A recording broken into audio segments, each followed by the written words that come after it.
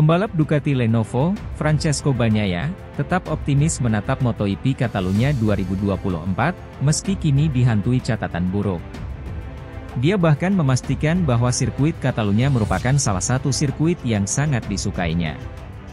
Ya, Bagnaia dihantui catatan minor jelang mentas di MotoGP Catalunya 2024 pada akhir pekan ini.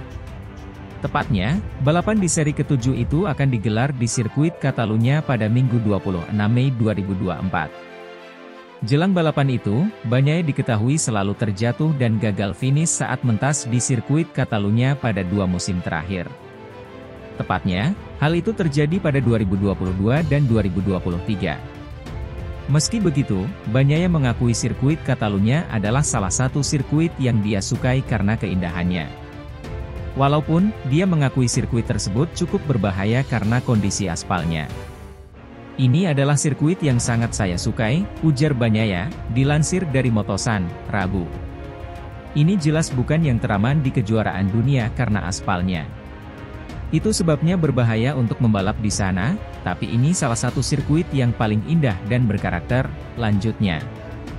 Sekadar informasi, Bagnaia saat ini sedang duduk di posisi 2 pada klasemen sementara MotoGP 2024. Pembalap asal Italia ini mengoleksi 91 poin.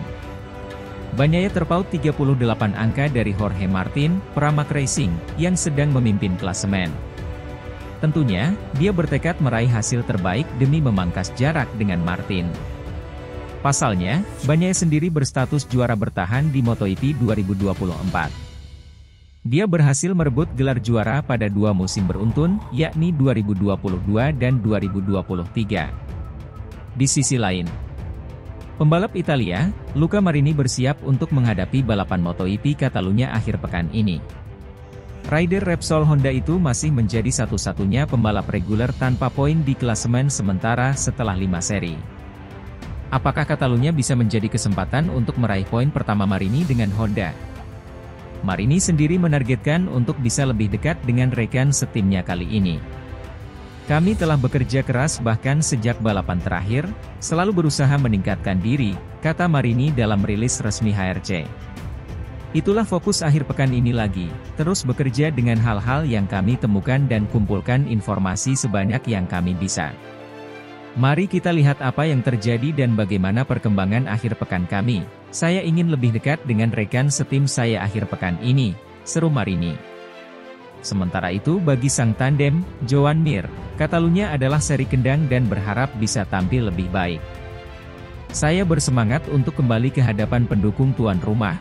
Ini selalu menjadi akhir pekan yang sibuk bagi kami sebagai pebalap, tapi Anda menikmatinya apapun yang terjadi, akui Mir. Kami tiba di sini dengan cara yang positif. Hasil akhir kami di Prancis bukanlah yang kami inginkan, tapi dalam 2 balapan terakhir kami mampu membuat kemajuan yang baik selama akhir pekan. Ini yang ingin saya pertahankan, tingkatkan, dan maksimalkan paket kami. Mari kita nikmati akhir pekan yang menyenangkan dan tampilkan pertunjukan yang bagus untuk semua penggemar, demikian Mir.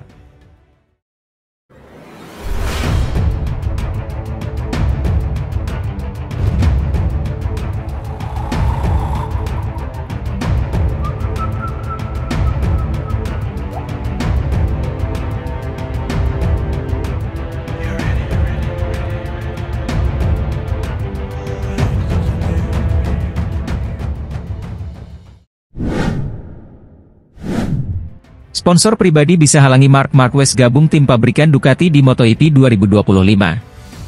Sponsor pribadi bisa jadi penghalang Marc Marquez bergabung dengan tim pabrikan Ducati Lenovo pada MotoGP 2025. Sebab, negosiasi bisa saja berjalan alot. Kontrak Marquez bersama Gresini Racing akan habis pada penghujung MotoGP 2024. Masa depan The Baby Alien langsung menjadi perbincangan, apalagi setelah kiprahnya cukup bagus di 5 seri awal. Muncul kabar Ducati Corse sedang mempertimbangkan merekrut Marquez sebagai pendamping Francesco Bagnaia musim depan. Sang pembalap juga sudah dengan tegas mengatakan ingin mendapat motor spesifikasi pabrikan dan membela tim pabrikan musim depan. Dengan performanya di 5 seri awal, Marquez tentu masuk dalam radar Ducati bersama dengan Jorge Martin.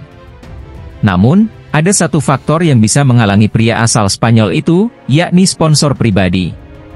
Dilansir dari Crash, Senin, Marquez memiliki sejumlah sponsor pribadi seperti Red Bull, Samsung, Allianz, Estrella Galicia, dan Oakley.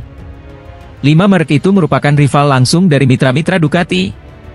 Red Bull merupakan pesaing berat Monster Energy yang sudah menyokong Ducati dalam 2 musim terakhir. Begitu juga dengan Samsung, Allianz, Estrella Galicia, dan Oakley, yang tentunya bakal membuat negosiasi alot. Keberadaan sponsor pribadi yang merupakan pesaing dari mitra tim tentunya bakal menjadi konflik tersendiri. Salah satu pihak harus ada yang mau mengalah, terutama dari sisi pembalap. Marquez sendiri sudah mengisyaratkan tidak masalah meninggalkan sponsor-sponsor pribadinya. Hal itu sudah dilakukannya ketika memutus kontrak dengan Honda Racing Corporation, HRC, pada 2023. Dalam hidup terkadang Anda harus membuat keputusan yang tidak Anda sukai atau yang terpaksa harus dilakukan. Kami semua di sini untuk menang, papar Marquez. Patut dinanti apakah Marquez berani mengambil risiko memutus kontrak dengan sponsor-sponsor pribadinya demi memuluskan kepindahan ke Ducati atau tidak. Negosiasi tentu akan sulit dan harus ada penalti-penalti yang dibayar.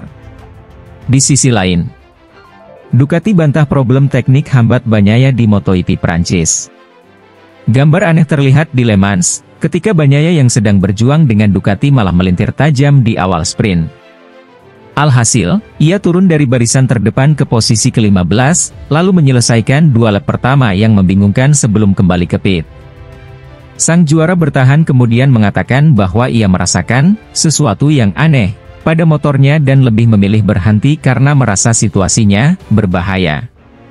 Bagnaia menduga ada masalah pada motornya, yang bukan merupakan motor utamanya karena terlibat kecelakaan pada hari sebelumnya. Namun, pada akhir pekan, Davide Tardozzi meyakinkan bahwa tidak ada masalah teknis yang menjadi penyebabnya. Masalahnya juga karena start yang buruk, jelas Tardozzi kepada Sky Sport di Italia.